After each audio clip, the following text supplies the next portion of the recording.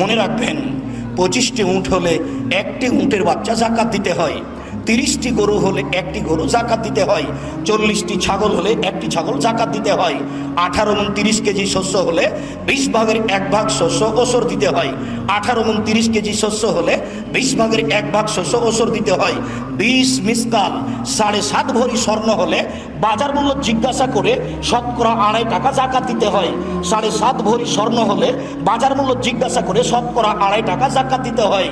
52 তোলা রূপা 7.5 ভরি রূপা 52 তোলা রূপা হলে 52 তোলা রূপা হলে 200 দেরহাম, 200 দেরহাম 52 তোলা 52.5 তোলা রূপা হলে বাজার মূল্য জিজ্ঞাসা করে শতকরা 2.5 টাকা জাকাত দিতে হয়।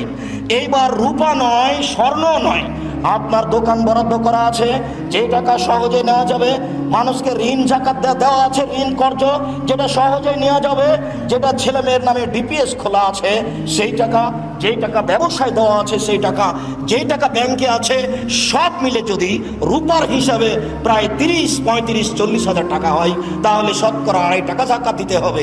স্বর্ণের হিসাব হলে 2.5, 3.5 লক্ষ টাকা হলে শতকরা 2.5 টাকা জাকাত দিতে হবে। এই ধরনের যত টাকা জমা আছে ব্যাংকেও আপনার কাছে, ব্যবসা বাণিজ্যে, সব টাকা যদি স্বর্ণের হিসাবে প্রায় 3 লক্ষ টাকা হয়, রূপার হিসেবে যদি 35 থেকে 40 হাজার টাকা হয় তাহলে শতকরা 2.5 টাকা জাকাত দিতে হবে। আপনি জাকাত দিতে বাধ্য। শুনুন, গমা সাপ ঘরে থাকতে পারে, থাকলে দংশন করবে এ কথা নয়, করেও যদি একজন মারা যাবে। আর যদি ওই অর্থ সম্পদ থাকে যে অর্থ সম্পদের ওসর জাকাত বের করা হয়নি তাহলে সারা পরিবার মারা যাবে, কেউ রক্ষা পাবে না, সবাই জাহান্নামে যাবে।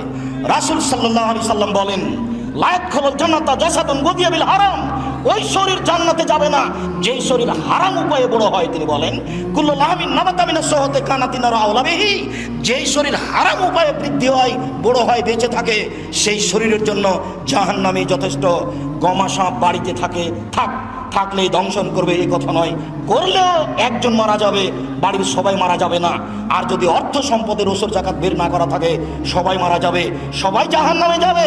যদি অর্থ সম্পদের ওসর জাকাত কেউ নেওয়ার না থাকে তাহলে ধান এগুলি যেখানে আবর্জনা ফেলেন সেইখানে ফেলে দিবেন, আর টাকাটা ধীরে জ্বালানা দিয়ে বাইরে ফেলে দিবেন, এটা নিচে পড়ে যাক।